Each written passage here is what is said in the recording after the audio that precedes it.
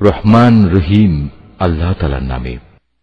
এমনকি আমি যদি তাদের কাছে আমার ফেরেশতাও পাঠিয়ে দেই এবং কবর থেকে মৃত ব্যক্তিরাও যদি উঠে এসে তাদের সাথে কথা বলে, কিংবা আমি যদি দুনিয়ার সমুদয় বস্তুও এনে তাদের উপর জড়ো করে দিই, তবু এরা কখনো ঈমান আনবে না।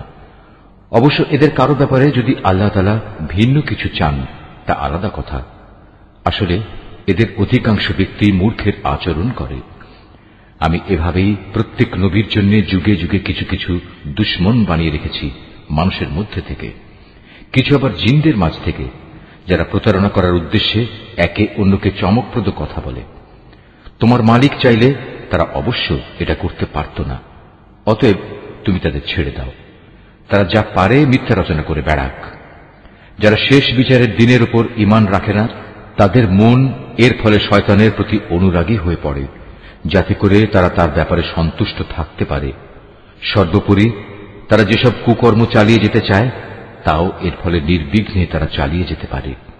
তুমি বলো, আমি কি আল্লাহ তাআলা ছাড়া অন্য কোন ফয়সালাকারী সন্ধান করব? অথচ তিনিই হচ্ছেন সেই মহান সত্তা, যিনি তোমাদের কাছে তাঁর কেতাব সবিস্তার নাজিল করেছেন। আগে যাদের আমি আমার কেতাব দান করেছিলাম তারা জানে তোমার মালিকের পক্ষ থেকে সত্যবাণী নিয়েই এটা আল কোরআন নাজিল করা হয়েছে। অতএব তুমি কখনো সন্দিহানদের অন্তর্ভুক্ত হও না। ন্যায় ও ইনসাফের আলোকে তোমার মালিকের কথাগুলো পরিপূর্ণ এবং তাঁর এ কথা পরিবর্তন করার কেউ নেই। তিনি সর্বশ্রোতা সর্বজ্ঞ। হে মুহাম্মদ, দুনিয়ার অধিকাংশ মানুষের কথা যদি তুমি মেনে চলো, তাহলে তারা তোমাকে আল্লাহ তাআলার পথ থেকে বিচ্যুত করে ছাড়বে, কেননা এরা নিছক অনুমানের উপর ভিত্তি করেই চলে। অধিকাংশ ব্যাপারেই এরা মিথ্যা কথা ছড়ায়। তোমার মালিক নিঃসন্দেহে একথা ভালো করেই জানেন কে তার পথ ছেড়ে বিপদগামী হচ্ছে, আবার কে সঠিক পথের অনুসারী তাও তিনি সম্মুখ অবগত রয়েছেন। যদি আল্লাহ তাআলার আয়াতের উপর তোমরা বিশ্বাস করো, তাহলে তোমরা শুধু সেসব জন্তুর গোশত খাবে যার উপর জবাই করার সময় আল্লাহ তাআলার নাম নেওয়া হয়েছে। তোমাদের একই হয়েছে, তোমরা সেসব জন্তুর গোশত কেন খাবে না যার উপর জবাইয়ের সময় আল্লাহ তাআলার নাম নেওয়া হয়েছে? বিশেষ করে যখন আল্লাহ তাআলা পরিষ্কার করে বলে দিয়েছেন যে তিনি তোমাদের উপর কোন কোন বস্তু হারাম করেছেন। সে কথা আলাদা যখন তোমাদের একান্ত নিরুপায় অবস্থায় ফেলে দেয়া হয়। অধিকাংশ মানুষ সুষ্ঠু জ্ঞান ছাড়াই নিজেদের খেয়াল খুশি মতো মানুষকে বিপথে চালিত করে। নিঃসন্দেহে তোমার মালিক সীমা লঙ্ঘনকারীদের ভালো করেই জানেন। তোমরা প্রকাশ্য গুনাহ থেকে বেঁচে থাকো, গোপন গুনাহ থেকেও বেঁচে থাকো। নিঃসন্দেহে যারা কোনো গুনাহের কাজ করবে তাদের কৃতকর্মের যথাযথ ফল তাদের প্রদান করা হবে। জবাইয়ের সময় যার উপর আল্লাহ তাআলার নাম নেওয়া হয়নি সে জন্তুর গোশত তোমরা কখনো খাবে না, কেননা তা হচ্ছে জঘন্য গুনাহের কাজ। শয়তানের কাজই হচ্ছে তার সঙ্গী সাথীদের মনে প্ররোচনা দেয়া, যেন তারা তোমাদের সাথে এ নিয়ে ঝগড়া বিবাদে লিপ্ত হয়। যদি তোমরা তাদের কথা মেনে চলো, তাহলে অবশ্যই তোমরা মুশরিক হয়ে পড়বে। যে ব্যক্তি একসময় ছিল মৃত, অতঃপর আমি তাকে জীবিত করলাম, তদুপরি তার জন্য এমন এক আলোকবর্তিকাও আমি বানিয়ে দিলাম যার আলো দিয়ে মানুষের সমাজে সে চলার দিশা পাচ্ছে। সে কি কখনো সে ব্যক্তির মতো হতে পারে যে এমন অন্ধকারে পড়ে আছে যেখান থেকে সে কোনো ক্রমে বেরিয়ে আসতে পারছে না? এভাবেই কাফেরদের কাছে তাদের কর্মকাণ্ড শোভনীয় ও সুখকর বানিয়ে রাখা হয়েছে। এভাবে আমি প্রত্যেক জনপদে তার কিছু কিছু বড় অপরাধী নিযুক্ত করে রেখেছি, যেন তারা সেখানে অন্যদের ধোঁকা দিতে পারে। আসলে এসব কিছুর মাধ্যমে তারা তাদের নিজেদেরই প্রতারিত করছে, অথচ তারা নিজেরা এ কথাটা মোটেই উপলব্ধি করতে পারছে না। তাদের কাছে যখনই আল্লাহর পক্ষ থেকে কোনো আয়াত আসে তখন তারা বলে ওঠে, আমরা এর উপর কখনো ঈমান আনব না যতক্ষণ না আমাদেরও তাই দেয়া হয় যা আল্লাহ রাসূলদের দেয়া হয়েছে। আল্লাহ তাআলা ভালো করেই জানেন তার নবুয়ত তিনি কোথায় রাখবেন। যারা এ অপরাধ করেছে তারা অচিরেই আল্লাহর পক্ষ থেকে অপমান ও কঠিন আযাবের সম্মুখীন হবে। আল্লাহ তাআলা কাউকে সৎ পথে পরিচালিত করতে চাইলে তিনি তার হৃদয় ইসলামের জন্য খুলে দেন, আবার যাকে তিনি বিপদগামী করতে চান তার হৃদয় অতিশয় সংকীর্ণ করে দেন। তার ইসলামের অনুসরণ হয় এমন যেন কোনো একজন ব্যক্তি আকাশে চড়তে চাইছে, আর যারা আল্লাহর উপর বিশ্বাস করে না আল্লাহ তাআলা এভাবেই তাদের উপর অপমানজনক এক লাঞ্ছনা ও নাপাকি ছেয়ে দেন। মূলত এটিই হচ্ছে তোমার মালিকের দেখানো সহজ সরল পথ। আমি অবশ্যই আমার আয়াতসমূহ উপদেশ গ্রহণে আগ্রহী সম্প্রদায়ের জন্য বিশদভাবে বর্ণনা করেছি। তাদের মালিকের কাছে রয়েছে তাদের জন্য শান্তির এক সুন্দর নিবাস। আল্লাহ তাআলাই তাদের অভিভাবক। দুনিয়ায় তারা যা করত এটা হচ্ছে তারই বিনিময়।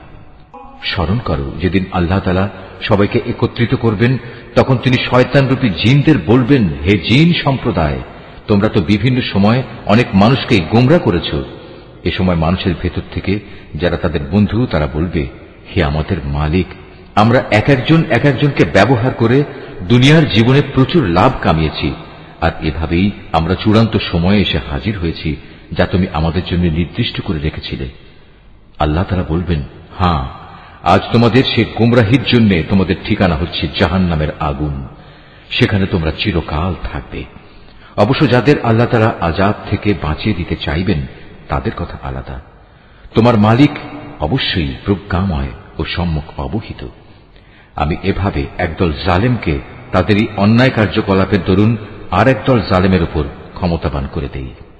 আল্লাহ তাআলা সেদিন আরো বলবেন, হে জিন ও মানুষ সম্প্রদায়, বলো, তোমাদের কাছে কি তোমাদেরই মধ্যে থেকে আমার এমন এমন সব রসুল আসেনি যারা আমার আয়াতগুলো তোমাদের কাছে বর্ণনা করত? উপরন্তু যারা তোমাদের ভয় দেখাত যে তোমাদের আজকের এ দিনের সম্মুখীন হতে হবে? সেদিন ওরা বলবে, হ্যাঁ, এসেছিল, তবে আজ আমরা আমাদের নিজেদের বিরুদ্ধেই সাক্ষ্য দিচ্ছি। মূলত দুনিয়ার জীবন এদের প্রতারিত করে রেখেছিল। তারা নিজেদের বিরুদ্ধেই একথা সাক্ষ্য দেবে যে তারা আসলেই কাফের ছিল। এটা এজন্যে যে তোমার মালিক অন্যায়ভাবে এমন কোন জনপদের মানুষকে ধ্বংস করেন না যার অধিবাসীরা সত্য দিন সম্পর্কে সম্পূর্ণ গাফেল থাকে। তাদের নিজস্ব কর্ম অনুযায়ী প্রতিটি ব্যক্তির জন্যই তার মর্যাদা রয়েছে। তোমার মালিক তাদের কাজকর্ম সম্পর্কে মোটেই উদাসীন নন। তোমার মালিক নিজে কারো মুখাপেক্ষী নন। দয়া ও অনুগ্রহের মালিক তিনি যদি চান তাহলে তোমাদের এই জনপদ থেকে সরিয়ে নিতে পারেন এবং তোমাদের পরে অন্য যাদের তিনি চান এখানে এনে বসিয়েও দিতে পারেন, যেমনি করে তোমাদেরও তিনি অন্য সম্প্রদায়ের বংশধর থেকে উত্থান ঘটিয়েছেন। তোমাদের কাছে যে প্রতিশ্রুতি দেয়া হচ্ছে তা অবশ্যই আসবে, আর তোমরা আল্লাহকে ব্যর্থ করে দেওয়ার ক্ষমতা রাখো না। তাদের তুমি বলে দাও, হে আমার জাতি, তোমরা নিজ নিজ জায়গায় যা যা করার করে যাও, আমিও আমার করণীয় করে যাব। অচিরেই তোমরা জানতে পারবে কার জন্য পরিণামের সুন্দর ঘর নির্দিষ্ট রয়েছে। জালেমরা কখনো সাফল্য লাভ করতে পারে না। স্বয়ং আল্লাহ তাআলা যে শস্য উৎপাদন করেছেন এবং গবাদি পশু সৃষ্টি করেছেন, এই মূর্খ ব্যক্তিরা তারই এক অংশ আল্লাহর জন্য নির্দিষ্ট করে রাখে এবং নিজেদের খেয়াল খুশি মতো একথা বলে, এ অংশ হচ্ছে আল্লাহর জন্য আর এ অংশ হচ্ছে আমাদের দেবতার জন্য। অতঃপর যা তাদের দেবতাদের জন্য রাখা হয় তা কখনো আল্লাহর কাছ পর্যন্ত পৌঁছায় না। যদিও আল্লাহর নামে যে ভাগ রাখা হয় তা শেষতক তাদের দেবতাদের কাছে গিয়েই পৌঁছে। কত নিকৃষ্ট তাদের এই বিচার! এভাবে বহু মুশরিকের ক্ষেত্রেই তাদের দেব দেবীরা তাদের আপন সন্তানদের হত্যা করার জঘন্য কাজও একান্ত শোভনীয় করে রেখেছে। এর উদ্দেশ্য হচ্ছে তাদের ধ্বংস সাধন করা এবং তাদের গোটা জীবন বিধানকেই তাদের কাছে সন্দেহের বিষয়ে পরিণত করে দেয়া। অবশ্য আল্লাহ তাআলা চাইলে তারা কখনো এ কাজ করত না। অতএব তুমি তাদের ছেড়ে দাও, মিথ্যা রচনা নিয়ে তাদের তুমি কিছুদিন ব্যস্ত থাকতে দাও। তারা বলে, এসব গবাদি পশু এবং এ খাদ্যশস্য নিষিদ্ধ তালিকাভুক্ত, আমরা যাকে চাইব সে ছাড়া অন্য কেউ তা খেতে পারবে না। এটা তাদের মন গড়া একটা ধারণা মাত্র। আবার তারা মনে করে কিছু গবাদি পশু আছে যার উপর আরোহণ করা নিষিদ্ধ, আবার কিছু গবাদি পশু আছে যার উপর জবাই করার সময় তারা আল্লাহর নাম স্মরণ করে না। আল্লাহর উপর মিথ্যা রচনা করার উদ্দেশ্যেই তাদের এসব অপচেষ্টা। অচিরেই আল্লাহ তাআলা তাদের এই মিথ্যাচারের জন্য তাদের যথাযথ প্রতিফল দান করবেন। তারা বলে, এসব গবাদি পশুর পেটে যা কিছু আছে তা শুধু আমাদের পুরুষদের জন্য নির্দিষ্ট এবং আমাদের স্ত্রীদের জন্য তা হারাম। তবে যদি এ পশুর পেটে মরা কিছু থাকে তাহলে তারা নারী পুরুষ উভয়ই সমান অংশীদার। আল্লাহ তাআলা অতি শীঘ্রই তাদের এ ধরনের উদ্ভট কথা বলার প্রতিফল দান করবেন, কেননা তিনি হচ্ছেন প্রবল প্রজ্ঞাময়, তিনি সর্বজ্ঞ। অবশ্য যারা নেহায়েত নির্বুদ্ধিতা ও অজ্ঞতার বশবর্তী হয়ে নিজেদের সন্তানদের হত্যা করল এবং আল্লাহ তাআলা তাদের যে রিজিক দান করেছেন তা নিজেদের উপর হারাম করে নিল, আল্লাহ তাআলা সম্পর্কে নানা ধরনের মিথ্যা কথা রচনা করল, এসব কাজের মাধ্যমে নিঃসন্দেহে এরা সবাই দারুণভাবে ক্ষতিগ্রস্ত হয়ে গেল। এরা কখনো সৎ পথের অনুসারীদের দলভুক্ত ছিল না। মহান আল্লাহ তাআলা, যিনি নানা প্রকারের উদ্যান বানিয়েছেন, কিছু লতাগুল্ম যা কোনো কাণ্ড ছাড়াই মাচানের উপর তুলে রাখা হয়েছে, আবার কিছু গাছ যা মাচানের উপর তুলে রাখা হয়নি, সেও কাণ্ডের উপর তা এমনিই দাঁড়িয়ে আছে। তিনি আরো সৃষ্টি করেছেন খেজুর গাছ এবং বিভিন্ন স্বাদ ও প্রকার বিশিষ্ট খাদ্যশস্য ও আনার। এগুলো স্বাদে গন্ধে একরকমও হতে পারে, আবার তা ভিন্ন ধরনেরও হতে পারে। যখন তা ফলবান হয় তখন তোমরা তার ফল খাও। তোমরা ফসল তোলার দিনে যে বঞ্চিত তার হক আদায় করো, কখনো অপচয় করো না, কেননা আল্লাহ তাআলা অপচয়কারীদের পছন্দ করেন না। গবাদি পশুর মধ্যে কিছু পশু হচ্ছে ভারবাহী ও কিছু হচ্ছে খাবার উপযোগী। আল্লাহ তাআলা যা তোমাদের দান করেছেন তা তোমরা খাও, এবং এ পর্যায়ে কখনো শয়তানের পদাঙ্ক অনুসরণ করো না, কেননা সে হচ্ছে তোমাদের প্রকাশ্য দুশমন। আল্লাহ তাআলা তোমাদের দিয়েছেন এই 8 প্রকারের গৃহপালিত জন্তু। প্রথমত 2 মেষ, দ্বিতীয়ত 2 ছাগল। হে মুহাম্মদ, তুমি তাদের জিজ্ঞেস করো, এর নর 2 কিংবা মাদি 2 কিংবা তাদের পেটে যা কিছু আছে তার কোনটি কি আল্লাহ তাআলা তোমাদের জন্য হারাম করেছেন? তোমরা আমাকে প্রমাণ সহ বলো যদি তোমরা সত্যবাদী হও। তৃতীয়ত 2 উট, চতুর্থত 2 গরু। এর নর 2 কিংবা মাদি 2 কি আল্লাহ তাআলা হারাম করেছেন, অথবা এদের উভয়ের পেটে যা কিছু আছে তাকে তিনি তোমাদের জন্য হারাম করেছেন? আল্লাহ তাআলা যখন এ আদেশ দিয়েছিলেন তখন তোমরা কি সেখানে উপস্থিত ছিলে? অতঃপর তার চাইতে বড় জালেম আর কে হতে পারে, যে মানুষকে গুমরা করার জন্য অজ্ঞতাবশত আল্লাহর নামে মিথ্যা কথা রচনা করে? নিশ্চয়ই আল্লাহ তাআলা সীমা লঙ্ঘনকারী সম্প্রদায়কে সঠিক পথে পরিচালিত করেন না। হে মুহাম্মদ, তুমি এদের বলো, আমার কাছে যে ওহী পাঠানো হয়েছে তাতে একজন ভোজনকারী মানুষ সাধারণত যা খেতে পারে তার মধ্যে এমন কোন জিনিস তো আমি পাচ্ছি না যা হারাম করা হয়েছে। হ্যাঁ, তা যদি মরা জন্তু, প্রবাহিত রক্ত এবং শুয়োরের গোশত হয় তাহলে তা অবশ্যই হারাম, কেননা এসব হচ্ছে নাপাক। অথবা এমন এক অবৈধ জন্তু যা আল্লাহ ছাড়া অন্য কারো নামে জবাই করা হয়েছে, তবে যদি কাউকে নাফরমানি এবং সীমা লঙ্ঘনজনিত অবস্থা ব্যতি রেখে এর কোন একটি জিনিস খেতে বাধ্য করা হয়, তাহলে তার ক্ষেত্রে তোমার মালিক অবশ্যই ক্ষমাশীল ও পরম দয়ালু। আর আমি ইহুদিদের জন্য নখযুক্ত সব পশুই হারাম করে দিয়েছি। গরু এবং ছাগলের চর্বিও আমি তাদের জন্য হারাম করেছি, তবে জন্তুর চর্বির যা কিছু পিঠ, আঁত কিংবা হাড়ের সাথে জড়ানো থাকে তা হারাম নয়। এভাবেই এগুলো হারাম করে আমি তাদের অবাধ্যতার শাস্তি দিয়েছিলাম। নিঃসন্দেহে আমি সত্যবাদী। এরপরেও যদি তারা তোমাকে মিথ্যাবাদী বলে তাহলে তুমি বলো, অবশ্যই তোমাদের মালিক এক বিশাল দয়ার আধার।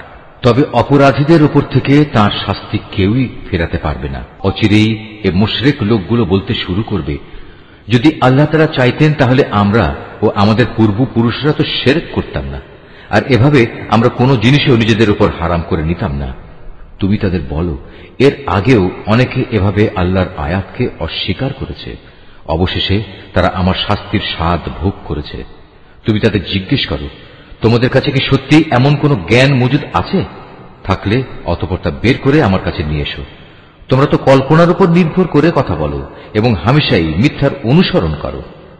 তুমি আরো বলো, সবকিছুর চূড়ান্ত প্রমাণ তো আল্লাহ তাআলার কাছেই রয়েছে। তিনি যদি চাইতেন তাহলে তিনি তোমাদের সবাইকেই সৎ পথে পরিচালিত করে দিতেন। হে মুহাম্মদ, তুমি বলো, যাও তোমাদের সেসব সাক্ষী নিয়ে এসো যারা একথা সাক্ষ্য দেবে যে আল্লাহ তাআলাই এসব জিনিস তোমাদের উপর হারাম করেছেন। তাদের মধ্যে কিছু সাক্ষী যদি সাক্ষ্য দেয়ও তবু তুমি তাদের সাথে কোনো সাক্ষ্য দিও না। যারা আমার আয়াতকে অস্বীকার করেছে, যারা পরকালের উপর ঈমান আনেনি, উপরন্তু যারা অন্য কিছুকে তাদের মালিকের সমকক্ষ মনে করে, তাদের তুমি কখনো অনুসরণ করো না। হে মুহাম্মদ, তুমি বলো, এসো আমি বরং তোমাদের বলে দেই তোমাদের মালিক কোন কোন জিনিস তোমাদের জন্য হারাম করেছেন। সেই জিনিসগুলো হচ্ছে, তোমরা তাঁর সাথে অন্য কিছুকে শরীক করবে না, পিতামাতার সাথে ভালো ব্যবহার করবে, দারিদ্র্যের আশঙ্কায় কখনো নিজেদের সন্তানকে হত্যা করবে না, কেননা আমি তোমাদের ও তাদের উভয়েরই আহার যোগাই, প্রকাশ্যে হোক কিংবা গোপনে হোক। তোমরা অশ্লীলতার কাছেও যাবে না। আল্লাহ তাআলা যে জীবনকে তোমাদের জন্য মর্যাদাবান করেছেন তাকে কখনো যথার্থ কারণ ব্যতি রেখে হত্যা করো না। এ হচ্ছে কতিপয় নির্দেশ। আল্লাহ তাআলা এর মাধ্যমে তোমাদের আদেশ দিয়েছেন, এগুলো যেন তোমরা মেনে চলো। আশা করা যায় তোমরা তাঁর বাণীসমূহ অনুধাবন করতে পারবে। তোমরা কখনো এতিমদের সম্পদের কাছেও যাবে না। তবে উদ্দেশ্য যদি নেক হয় তাহলে সে একটা নির্দিষ্ট বয়স সীমার পৌঁছা পর্যন্ত কোনো পদক্ষেপ নিলে তা ভিন্ন কথা। পরিমাপ ও ওজন করার সময় ন্যায্যভাবেই তা করবে। আমি কখনো কারো ওপর তার সাধ্য সীমার বাইরে কোনো দায়িত্ব চাপাই না। যখনই তোমরা কোনো ব্যাপারে কথা বলবে তখন ইনসাফ প্রতিষ্ঠা করবে, যদি তা তোমাদের একান্ত আপনজনের বিরুদ্ধেও হয়। তোমরা আল্লাহ তাআলাকে দেয়া সব অঙ্গীকার পূরণ করো। এ হচ্ছে আরো কতিপয় আদেশ। এর মাধ্যমে আল্লাহ তাআলা তোমাদের আদেশ দিয়েছেন তোমরা যেন এগুলো মেনে চলো। আশা করা যায় তোমরা উপদেশ গ্রহণ করতে পারবে। এটা হচ্ছে আমার দেখানো সহজ সরল পথ। অতএব একমাত্র এ পথেরই তোমরা অনুসরণ করো। কখনো ভিন্ন পথ অবলম্বন করো না, কেননা ভিন্ন পথ অবলম্বন করলে তা তোমাদের তার পথ থেকে বিচ্ছিন্ন করে দেবে। এ হচ্ছে আরো কয়েকটি নির্দেশ। আল্লাহ তাআলা এর মাধ্যমে তোমাদের আদেশ দিচ্ছেন যেন তোমরা এগুলো মেনে চলো। আশা করা যায় তোমরা আল্লাহ তাআলাকে ভয় করবে। অতঃপর আমি মূসাকে হেদায়েত সম্বলিত কিতাব দান করেছিলাম। তা ছিল পরিপূর্ণ এবং বিশদ হেদায়েত ও রহমত, যাতে করে বনি ইসরাইল সম্প্রদায়ের লোকেরা একথার উপর বিশ্বাস স্থাপন করে যে একদিন তাদের সবাইকে তাদের মালিকের সমীপে হাজির হতে হবে। এ কল্যাণময় কিতাবও আমি তোমাদের জন্য নাজিল করেছি। অতএব তোমরা এর অনুসরণ করো এবং কিতাবের শিক্ষানুযায়ী তোমরা আল্লাহ তাআলাকে ভয় করো। হয়তো তোমাদের উপর দয়া ও অনুগ্রহ প্রদর্শন করা হবে। এখন তোমরা আর একথা বলতে পারবে না যে আল্লাহর কিতাব তো আমাদের আগের ইহুদি ও খ্রিস্টান এ দুটো সম্প্রদায়কে দেয়া হয়েছিল, তাই আমরা সে কিতাবের পাঠ সম্পর্কে অজ্ঞ ছিলাম। অথবা একথা বলারও কোনো অজুহাত পাবে না যে যদি ইহুদি খ্রিস্টানদের মতো আমাদেরও কোনো কিতাব দেয়া হতো তাহলে আমরা তো তাদের চাইতে বেশি সৎপথের অনুসারী হতে পারতাম। আজ তোমাদের কাছে সত্যি তোমাদের মালিকের পক্ষ থেকে সুস্পষ্ট প্রমাণ, হেদায়েত ও রহমত সর্বস্ব কিতাব এসেছে। তোমরা এর অনুসরণ করো। তার চাইতে বড় জালেম আর কে যে আল্লাহর আয়াতসমূহকে অস্বীকার করবে এবং তা থেকে মুখ ফিরিয়ে নেবে? জেনে রেখো, যারাই এভাবে আমার আয়াত থেকে মুখ ফিরিয়ে নেয় অচিরেই আমি তাদের এ জঘন্য আচরণের জন্য এক নিকৃষ্ট ধরনের শাস্তি দেব। তারা কি সেদিনের প্রতীক্ষা করছে যে তাদের কাছে আসমান থেকে আল্লাহ তাআলার ফেরেশতা নাজিল হবে, কিংবা স্বয়ং তোমাদের মালিকই তাদের কাছে এসে তাদের হাতে কিতাব দিয়ে যাবেন, অথবা মালিকের পক্ষ থেকে কোনো নিদর্শনের কোনো অংশ এসে তাদের জান্নাত জাহান্নাম দেখিয়ে দিয়ে যাবে? অথচ যেদিন সত্যি তোমার মালিকের পক্ষ থেকে এমন কোন নিদর্শন আসবে সেদিন তো হবে কিয়ামতের দিন। তখন যে ব্যক্তি এর আগে ঈমান আনেনি কিংবা যে ব্যক্তি তার ঈমান দিয়ে ভালো কিছু অর্জন করেনি তার জন্য এ ঈমান আনাটা কোনোই কাজে আসবে না। হে মুহাম্মদ, তুমি তাদের বলো, ঠিক আছে, তোমরাও প্রতীক্ষা করো, আমিও প্রতীক্ষা করছি। যারা নিজেদের দিনকে টুকরো টুকরো করে নিজেরাই নানা দল উপদলে বিভক্ত হয়ে গেছে তাদের কোনো দায়িত্বই তোমার উপর নেই। তাদের ফয়সালার ব্যাপারটা আল্লাহ তাআলার হাতে। যেদিন তারা তার কাছে ফিরে যাবে তখন তিনি তাদের বিস্তারিত বলবেন তারা কে কি করছিল। তোমাদের মাঝে কেউ যদি একটা সৎ কাজ নিয়ে আল্লাহ তাআলার সামনে আসে তাহলে তার জন্য 10 গুণ বিনিময়ের ব্যবস্থা থাকবে। অপরদিকে যদি কেউ একটা গুনাহের কাজ নিয়ে আল্লাহ তাআলার কাছে আসে তাকে তার একটাই প্রতিফল দেয়া হবে। সেদিন তাদের কার উপর জুলুম করা হবে না। হে মুহাম্মদ, তুমি তাদের বলো, অবশ্যই আমার মালিক আমাকে সঠিক পথ দেখিয়েছেন, সুপ্রতিষ্ঠিত জীবন বিধান। এটাই হচ্ছে ইব্রাহিমের একনিষ্ঠ পথ। সে কখনো মুশরিকদের দলভুক্ত ছিল না। তুমি একান্ত বিনয়ের সাথে বলো, অবশ্যই আমার নামাজ, আমার ইবাদত, আমার জীবন, আমার মৃত্যু সব কিছুই সৃষ্টিকুলের মালিক আল্লাহ তাআলার জন্য। তার শরীক সমকক্ষ কেউ নেই। আর একথা বলার জন্যই আমাকে আদেশ দেয়া হয়েছে। আত্মসমর্পণকারী মুসলমানদের মধ্যে আমি হচ্ছে সর্বপ্রথম। তুমি আরো বলো, এরপরেও আমি কি আল্লাহ তাআলা ছাড়া অন্য কোন মালিক সন্ধান করে বেড়াবো? অথচ আমি জানি তিনি সবকিছুর নিরঙ্কুশ মালিক। তার বিধান হচ্ছে প্রতিটি ব্যক্তি তার কৃতকর্মের জন্য এককভাবে নিজেই দায়ী হবে এবং কিয়ামতের দিন কোনো বোঝা বহনকারী ব্যক্তি অন্য কোনো লোকের পাপের বোঝা বহন করবে না। অতঃপর একদিন তোমাদের সবাইকে তোমাদের আসল মালিকের কাছে ফিরে যেতে হবে। সেদিন আল্লাহ তাআলা তোমাদের সেসব কিছুই জানিয়ে দেবেন। দুনিয়ার জীবনে যা নিয়ে তোমরা মতবিরোধ করতে, তিনি সে মহান সত্তা, তিনি তোমাদের এ জমিনে তার প্রতিনিধি বানিয়েছেন এবং এ কারণে তিনি তোমাদের একজনকে অন্যজনের উপর কিছু বেশি মর্যাদা দান করেছেন। এর উদ্দেশ্য হচ্ছে আল্লাহ তাআলা তোমাদের সবাইকে যা কিছু দিয়েছেন তা দিয়েই তিনি তোমাদের কাছ থেকে কৃতজ্ঞতার পরীক্ষা নিতে চান। জেনে রেখো, তোমার মালিক শাস্তি দানের ব্যাপারে অত্যন্ত কঠোর ও তৎপর। আবার তিনি বড়ই ক্ষমাশীল ও পরম দয়াময়। সূরা আল আরাফ। রহমান রহিম আল্লাহ তাআলার নামে। আলিফ লাম মিম সাদ। হে নবী, এ মহাগ্রন্থ তোমার উপর নাজিল করা হয়েছে যেন তুমি এর দ্বারা কাফেরদের ভয় দেখাতে পারো। ঈমানদারদের জন্য এটি হচ্ছে একটি স্মরণিকা। অতএব এ ব্যাপারে তোমার মনে যেন কোনো প্রকারের সংকীর্ণতা না থাকে। হে মানুষ, এ কিতাবে তোমাদের মালিকের কাছ থেকে তোমাদের কাছে যা কিছু পাঠানো হয়েছে তোমরা তার যথাযথ অনুসরণ করো এবং তা বাদ দিয়ে তোমরা অন্য কোনো কর্তৃপক্ষের অনুসরণ করো না। তোমরা খুব কমই উপদেশ মেনে চলো। এমন কত জনপদ আমি ধ্বংস করে দিয়েছি তাদের উপর আমার আযাব আসত যখন তারা রাতের বেলায় ঘুমিয়ে থাকত, কিংবা আযাব আসত মধ্যদিনে যখন তারা আহারের পর বিশ্রাম করত। আর এভাবে যখন তাদের উপর আমার আযাব নাজিল হতো তখন তাদের মুখে শুধু একটি কথাই থাকত যে অবশ্যই আমরা ছিলাম জালেম। যাদের কাছে নবী পাঠানো হয়েছিল অবশ্যই আমি তাদের জিজ্ঞেস করব, একইভাবে রসুলদেরও আমি প্রশ্ন করব মানুষরা তাদের সাথে কি আচরণ করেছে। অতঃপর আমি আমার নিজস্ব জ্ঞান দ্বারা তাদের প্রত্যেকের কাছে প্রত্যেকের কার্যগুলি খুলে খুলে বর্ণনা করব, কারণ আমি তো সেখানে অনুপস্থিত ছিলাম না। সেদিন পাপ পুণ্যের পরিমাপ ঠিকভাবেই করা হবে। সেদিন যাদের নেকি ওজনের পাল্লায় ভারী হবে তারাই সফল হবে, আর যাদের পাল্লা সেদিন হালকা হবে তারা হচ্ছে এমন সব লোক যারা নিজেরাই নিজেদের ক্ষতি সাধন করেছে, কারণ এরা দুনিয়ার জীবনে আমার আয়াতসমূহ নিয়ে বাড়াবাড়ি করত। আমি তোমাদের এই জমিনের উপর প্রতিষ্ঠিত করেছি, এজন্য আমি তাতে তোমাদের জন্য সব ধরনের জীবিকার ব্যবস্থাও করে দিয়েছি, কিন্তু তোমরা আমার নিয়ামতের খুব কমই শুকর আদায় করে থাকো। আমি তোমাদের বানিয়েছি, অতঃপর আমি তোমাদের বিভিন্ন আকার অবয়ব দান করেছি। অতএব আমি ফেরেশতাদের বলেছি সম্মানের নিদর্শন হিসেবে তোমরা আদমকে সাজদা করো। তখন আমার আদেশে সবাই আদমকে সাজদা করল, একমাত্র ইবলিস ছাড়া। সে কিছুতেই সাজদাকারীদের মধ্যে শামিল হল না। আল্লাহ তাআলা বললেন, হে ইবলিস, আমি যখন নিজেই তোমাকে সাজদা করার আদেশ দিলাম তখন কোন জিনিস তোমাকে সাজদা করা থেকে বিরত রাখল? ইবলিস বলল, আমি কেন তাকে সাজদা করব? আমি তো তার চেয়ে উত্তম, কারণ তুমি আমাকে বানিয়েছ আগুন থেকে আর তাকে বানিয়েছ মাটি থেকে। আল্লাহ তাআলা বললেন, তুমি এক্ষুনি এখান থেকে নেমে যাও।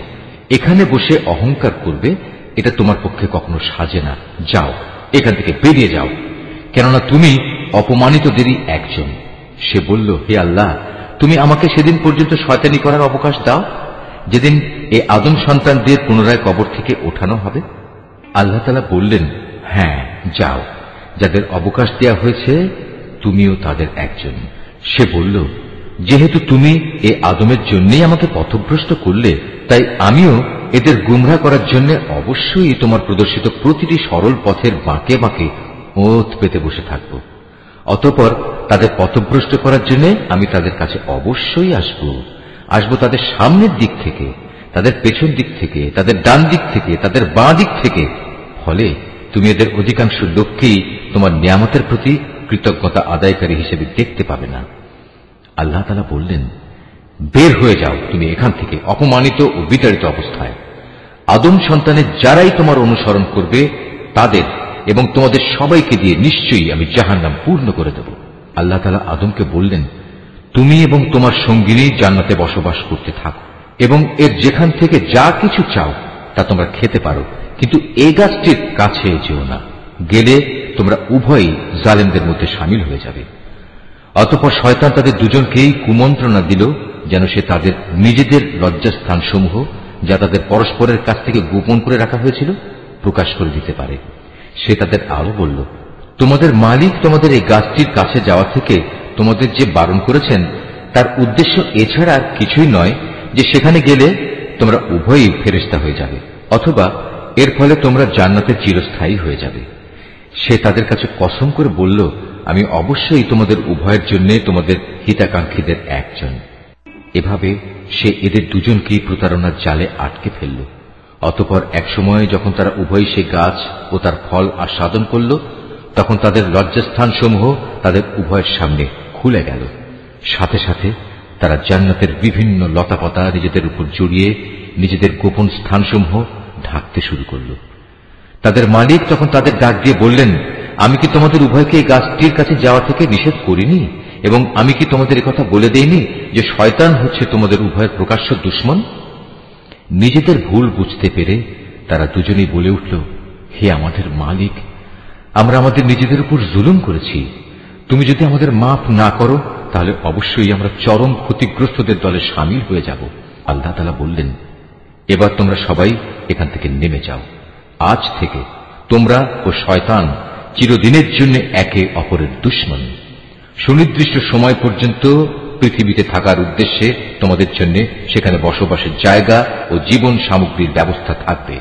আল্লাহ তাআলা আরো বললেন, তোমরা সেখানেই জীবন যাপন করবে, সেখানেই তোমরা মৃত্যুবরণ করবে, এবং সেখান থেকেই তোমাদের পুনরায় বের করে আনা হবে।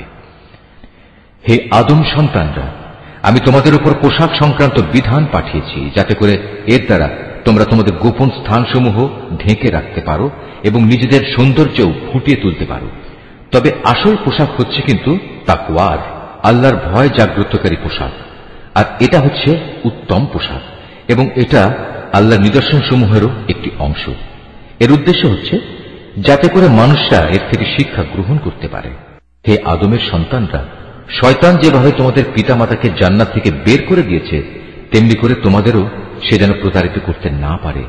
শয়তান তাদের উভয়ের দেহ থেকে তাদের পোশাক খুলে ফেলেছিল, যাতে করে তাদের উভয়ের গোপন স্থানসমূহ উভয়ের কাছে উন্মুক্ত হয়ে পড়ে।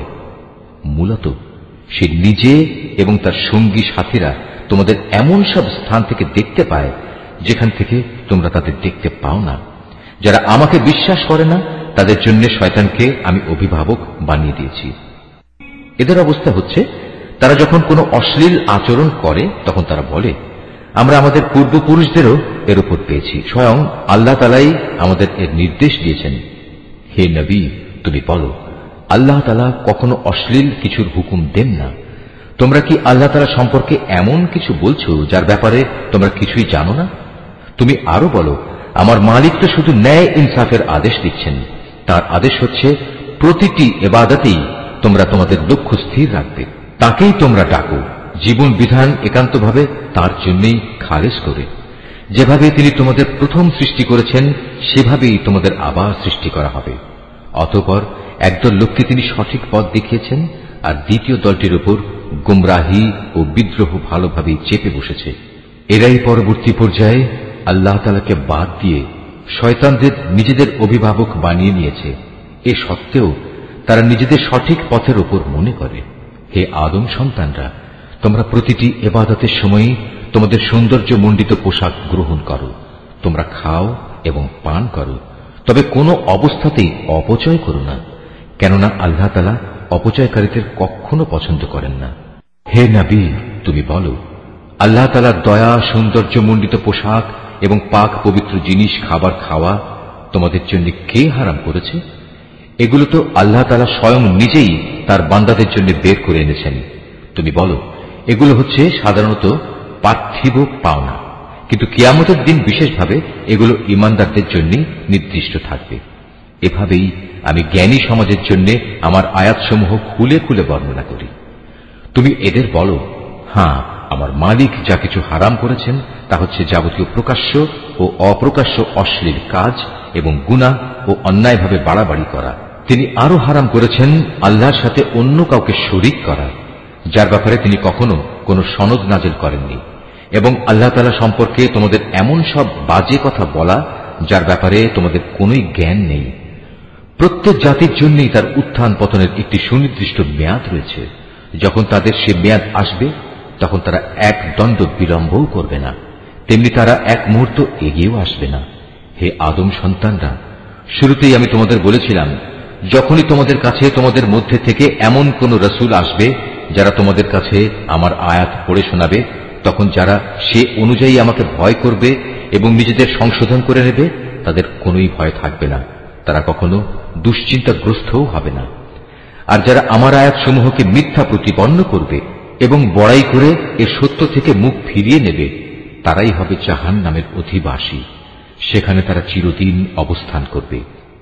যে ব্যক্তি আল্লাহ তাআলা সম্পর্কে মিথ্যা রচনা করে কিংবা তার আয়াতকে মিথ্যা সাব্যস্ত করে, তার চাইতে বড় জালেম আর কে?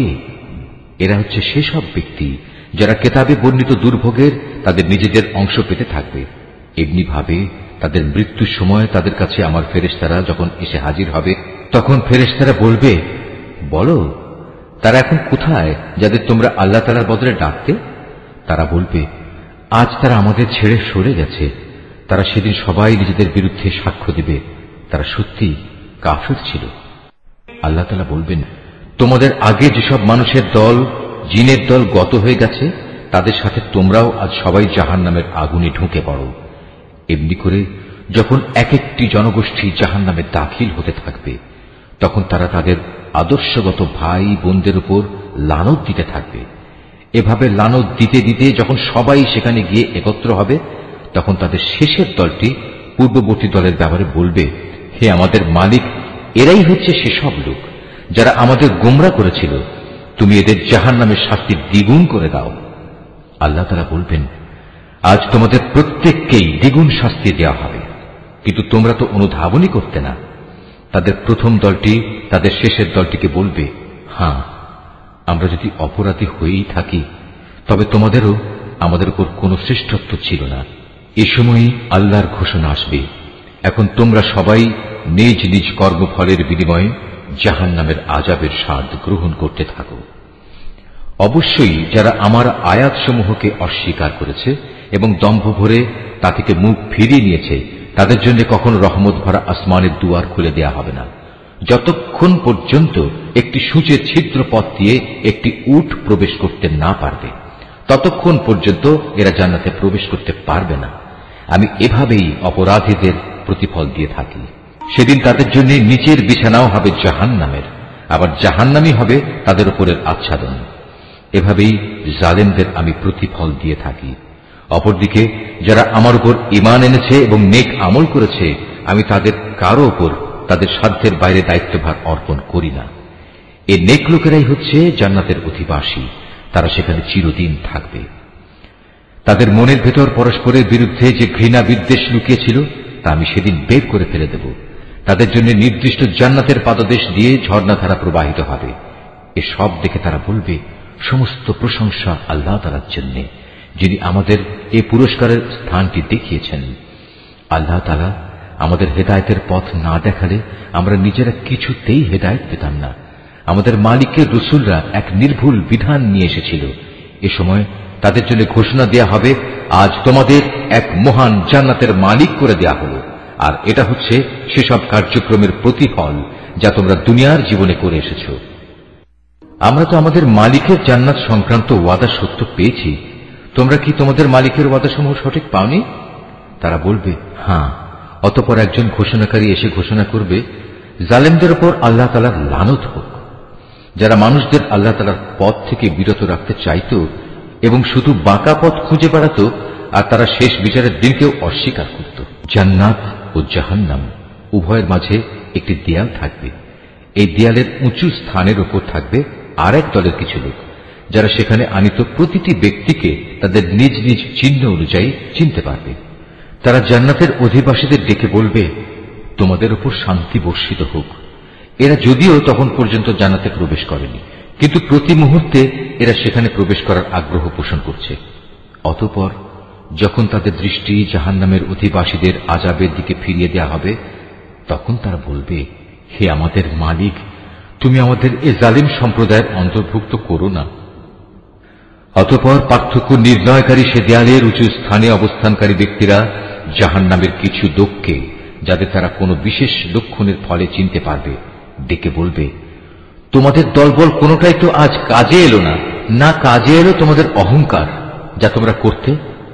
অপরদিকে আজ চেয়ে দেখো মোমেনদের প্রতি, এরা কি সেসব লোক নয় যাদের ব্যাপারে তোমরা কসম করে বলতে আল্লাহ তাআলা এদের তার রহমতের কোনো অংশই দান করবেন না, অথচ আজ এদেরকেই আল্লাহ তাআলা বলেছেন, তোমরা সবাই জান্নাতে প্রবেশ করো, তোমাদের কোনোই ভয় নেই, না তোমরা দুঃখিত হবে। এবার জাহান্নামের অধিবাসীরা জান্নাতের লোকদের ডেকে বলবে, আমাদের উপর সামান্য কিছু পানি অন্তত ঢেলে দাও, অথবা আল্লাহ তাআলা তোমাদের যে খাবার দান করেছেন তার কিয়দংশ আমাদের দাও। তারা বলবে, আল্লাহ তাআলা আজ এ দুটি জিনিস কাফেরদের জন্য হারাম করেছেন। যারা দিনকে খেল তামাশায় পরিণত করে রেখেছিল এবং পার্থিব জীবন তাদের প্রতারণার জালে আটকে রেখেছিল, তাদের আজ আমি ঠিক সেভাবেই ভুলে যাব যেভাবে তারা আমার সামনাসামনি হওয়ার এই দিনটিকে ভুলে গেছে এবং আমার আয়াতসমূহ অস্বীকার করেছে। আমি তাদের কাছে এমন একটি কিতাব পৌঁছে দিয়েছিলাম যা আমি বিশদ জ্ঞান দ্বারা সমৃদ্ধ করে বর্ণনা করেছি। যারা এর উপর ঈমান আনবে, এ কিতাব হবে তাদের জন্য সুস্পষ্ট হেদায়েত ও রহমত। এরা কি চূড়ান্ত কোন পরিণামের জন্য অপেক্ষা করছে, যেদিন সত্যি সত্যি সে পরিণাম তাদের কাছে আসবে? সেদিন যারা ইতিপূর্বে এ দিনটিকে ভুলে গিয়েছিল তারা বলবে, অবশ্যই আমাদের মালিকের পক্ষ থেকে আমাদের রাসূলরা এদিনের সত্য প্রতিশ্রুতি নিয়েই এসেছিল। আমাদের জন্য আজ কোন সুপারিশকারী কি আছে যারা আমাদের পক্ষে আল্লাহর কাছে কিছু বলবে? অথবা এমন কি হবে যে আমাদের পুনরায় দুনিয়ায় ফিরিয়ে দেয়া হবে, যাতে আমরা সেখানে গিয়ে ভিন্ন ধরনের কিছু করে আসতে পারি যা আমরা আগে কখনো করিনি? মূলত এরাই হচ্ছে সেসব লোক যারা নিজেরা নিজেদের ক্ষতি সাধন করেছে এবং দুনিয়ায় তারা যা কিছু মিথ্যা রচনা করত তাও তাদের কাছ থেকে আজ হারিয়ে গেছে।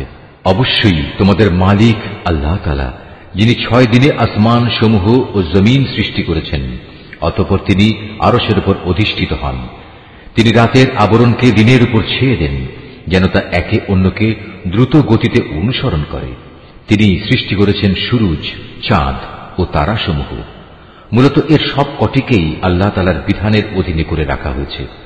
জেনে রেখো, সৃষ্টি যেহেতু তাঁর, সুতরাং এর উপর ক্ষমতাও চলবে একমাত্র তাঁর। সৃষ্টিকুলের মালিক আল্লাহ তাআলা অত্যন্ত দয়ালু ও বরকতময়। অতএব তোমরা একান্ত বিনয়ের সাথে ও চুপিসারে শুধু তোমাদের মালিক আল্লাহ তাআলাকেই ডাকো। অবশ্যই তিনি তাঁর রাজত্বে যারা বাড়াবাড়ি করে তাদের পছন্দ করেন না। আল্লাহর জমিনে একবার তাঁর শান্তি স্থাপনের পর তাতে তোমরা বিপর্যয় সৃষ্টি করো না। তোমরা ভয় ও আশা নিয়ে একমাত্র আল্লাহ তাআলাকেই ডাকো। অবশ্যই আল্লাহর রহমত নেক লোকদের অতি নিকটে রয়েছে। তিনি মহান আল্লাহ, যিনি বাতাসকে বৃষ্টি ও রহমতের আগাম সুসংবাদবাহী হিসেবে জনপদের দিকে পাঠান।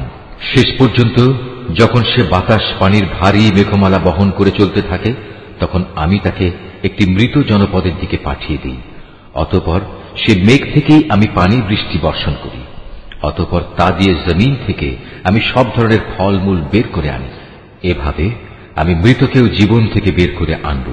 সম্ভবত এ থেকে তোমরা কিছু শিক্ষা গ্রহণ করতে পারবে। উৎকৃষ্ট জমিন, তা থেকে তার মালিকের আদেশে উৎকৃষ্ট ফসলই উৎপন্ন হয়। আর যে জমিন বিনষ্ট হয়ে গেছে তা কঠোর পরিশ্রম ব্যতীত কিছুই উৎপন্ন করে না। এভাবেই আমি আমার নিদর্শনসমূহ স্পষ্ট করে বর্ণনা করি এমন এক জাতির জন্য যারা আমার নিয়ামতের কৃতজ্ঞতা জ্ঞাপন করে। আমি নূহকে তার জাতির কাছে পাঠিয়েছি। অতঃপর সে তাদের বলল, হে আমার জাতির লোকেরা, তোমরা আল্লাহ তাআলার দাসত্ব কবুল করো। তিনি ছাড়া তোমাদের আর কোনো মাবুদ নেই। আমি তোমাদের উপর এক কঠিন দিনের আযাবের আশঙ্কা করছি। তার জাতির নেতারা বলল, হে নূহ, আমরা দেখতে পাচ্ছি তুমি এক সুস্পষ্ট গুমরাহিতে নিমজ্জিত রয়েছ। সে বলল, হে আমার সম্প্রদায়ের লোকেরা, আমার মধ্যে কোনোই গুমরাহি নেই। আমি তো হচ্ছি সৃষ্টিকুলের মালিক আল্লাহর পক্ষ থেকে আসা একজন রাসূল। আমার কাজ হচ্ছে আমি আমার মালিকের বাণীসমূহ তোমাদের কাছে পৌঁছে দেব এবং সে মতে তোমাদের শুভ কামনা করব। আখিরাত সম্পর্কে আমি আল্লাহ তাআলার কাছ থেকে এমন কিছু কথা জানি যা তোমরা জানো না। তোমরা কি এতে আশ্চর্যান্বিত হচ্ছ যে তোমাদের উপর তোমাদেরই মতো একজন মানুষের মাধ্যমে আল্লাহ তাআলার বাণী এসেছে, যাতে করে সে তোমাদের আযাব সম্পর্কে সতর্ক করে দিতে পারে? ফলে তোমরা সময় থাকতে সাবধান হবে এবং আশা করা যায় এতে করে তোমাদের উপর দয়া করা হবে। অতঃপর তারা তাকে মিথ্যা প্রতিপন্ন করল। আমি তাকে এবং তার সাথে যারা নৌকায় আরোহণ করেছিল তাদের সবাইকে আযাব থেকে উদ্ধার করেছি। আর যারা আমার আযাব সমূহকে মিথ্যা বলেছে তাদের আমি পানিতে ডুবিয়ে দিয়েছি। এরা ছিল গোঁড়া অন্ধ। আমি আদ জাতির কাছে পাঠিয়েছিলাম তাদেরই এক ভাই হুদকে। সে তাদের বলল, হে আমার জাতি, তোমরা এক আল্লাহ তাআলার দাসত্ব স্বীকার করো, তিনি ছাড়া তোমাদের দ্বিতীয় কোনো ইলাহ নেই। তোমরা কি তাকে ভয় করবে না? তার জাতির সর্দাররা যারা তাকে অস্বীকার করেছে তারা বলল, আমরা তো দেখছি তুমি নির্বুদ্ধিতায় লিপ্ত আছো এবং আমরা মনে করি তুমি মিথ্যাবাদীদেরই একজন। সে বলল, হে আমার সম্প্রদায়ের লোকেরা, আমার সাথে কোন রকম নির্বুদ্ধিতা জড়িত নেই, বরং আমি হচ্ছি সৃষ্টিকুলের মালিক আল্লাহ তাআলার পক্ষ থেকে আগত একজন রাসূল। আমার দায়িত্ব হচ্ছে আমি আমার মালিকের কাছ থেকে আসা বাণীসমূহ তোমাদের কাছে পৌঁছে দেব। আমি তোমাদের একজন বিশ্বস্ত শুভাকাঙ্ক্ষী। তোমরা কি এটা দেখে বিস্মিত হচ্ছ যে তোমাদের কাছে তোমাদেরই মতো একজন মানুষের মাধ্যমে তোমাদের মালিকের কাছ থেকে তোমাদের আযাবের ভয় দেখানোর জন্য সুস্পষ্ট বাণী এসেছে? স্মরণ করো কিভাবে আল্লাহ তাআলা তোমাদের নূহের পর এই জমিনের খলিফা বানিয়েছেন এবং অন্যান্য সৃষ্টির চাইতে তিনি তোমাদের বেশি ক্ষমতা দান করেছেন। অতএব হে আমার জাতি, তোমরা আল্লাহ তাআলার অনুগ্রহগুলো স্মরণ করো। আশা করা যায় তোমরা সাফল্য অর্জন করতে পারবে। তারা হুদকে বলল, তুমি কি আমাদের কাছে এজন্য এসেছ যে আমরা কেবল এক আল্লাহর ইবাদত করব এবং আমাদের পূর্বপুরুষরা যাদের বন্দিগি করেছে তাদের একেবারে বাদ দিয়ে দেব? এটাই যদি হয় তাহলে নিয়ে এসো আমাদের কাছে সে আযাব যার ব্যাপারে তুমি আমাদের এত ভয় দেখাচ্ছ, যদি তুমি সত্যবাদী হও। সে বলল, তোমাদের উপর তোমাদের মালিকের পক্ষ থেকে আযাব ও ক্রোধ তো নির্ধারিত হয়েই আছে। তোমরা কি আমার সাথে সেই মিথ্যা মাবুদের নামগুলোর ব্যাপারে বিতর্কে লিপ্ত হতে চাও যা তোমরা এবং তোমাদের বাপ দাদারা এমনি এমনি রেখে দিয়েছ, যার ব্যাপারে আল্লাহ তাআলা কোন রকম সনদ নাজিল করেননি? অতএব তোমরা অপেক্ষা করো, আমিও তোমাদের সাথে অপেক্ষা করতে থাকব। অতঃপর যখন আযাব এলো তখন আমি তাকে এবং তার সাথে যেসব ঈমানদার ব্যক্তি ছিল তাদের আমার রহমত দ্বারা আযাব থেকে বাঁচিয়ে দিলাম। আর যারা আমার আয়াতসমূহকে অস্বীকার করেছে আমি তাদের নির্মূল করে দিলাম। এরা তো আসলে ঈমানদারই ছিল না। সামুদ জাতির কাছে আমি পাঠিয়েছিলাম তাদেরই এক ভাই সালেহকে। সে এসে বলল, হে আমার জাতি, তোমরা এক আল্লাহ তাআলার বন্দেগী করো, তিনি ছাড়া তোমাদের আর কোনো ইলাহ নেই। তোমাদের কাছে তোমাদের মালিকের কাছ থেকে সুস্পষ্ট প্রমাণ এসে হাজির হয়েছে, আর তোমাদের জন্য এ হচ্ছে আল্লাহর উষ্ট্রি। একে তোমরা ছেড়ে দাও যেন তা আল্লাহ তাআলার জমিনে বিচরণ করে খেতে পারে। তোমরা তাকে কোনো খারাপ মতলবে স্পর্শ করো না, তাহলে আল্লাহর পক্ষ থেকে কঠোর আযাব এসে তোমাদের পাকড়াও করবে। স্মরণ করো যখন আল্লাহ তাআলা আদ জাতির পর তোমাদের দুনিয়ার খলিফা বানিয়েছিলেন এবং আল্লাহ তাআলার জমিনে তিনি তোমাদের প্রতিষ্ঠা দান করেছেন, যার ফলে তোমরা এর সমতল ভূমি থেকে মাটি নিয়ে তা দিয়ে প্রাসাদ বানাচ্ছ আর পাহাড়ের গা কেটে কেটে নিজেদের ঘরবাড়ি তৈরি করতে পারছ। অতএব তোমরা আল্লাহ তাআলার এসব জ্ঞান ও প্রকৌশল সংক্রান্ত নিয়ামত স্মরণ করো এবং কোনো অবস্থায় আল্লাহ তাআলার জমিনে বিপর্যয় ঘটিও না। তার জাতির সেসব নেতৃস্থানীয় লোক যারা নিজেদের গৌরবের বড়াই করে বেড়াত, অপেক্ষাকৃত দুর্বল শ্রেণীর লোকদের যারা তাদের মধ্যে থেকে তার উপর ঈমান এনেছে, বলল, তোমরা কি সত্যি জানো সালেহ আল্লাহ তাআলার পাঠানো একজন রাসূল? তারা বলল, হ্যাঁ, তার উপর যে বাণী পাঠানো হয়েছে আমরা তা বিশ্বাস করি।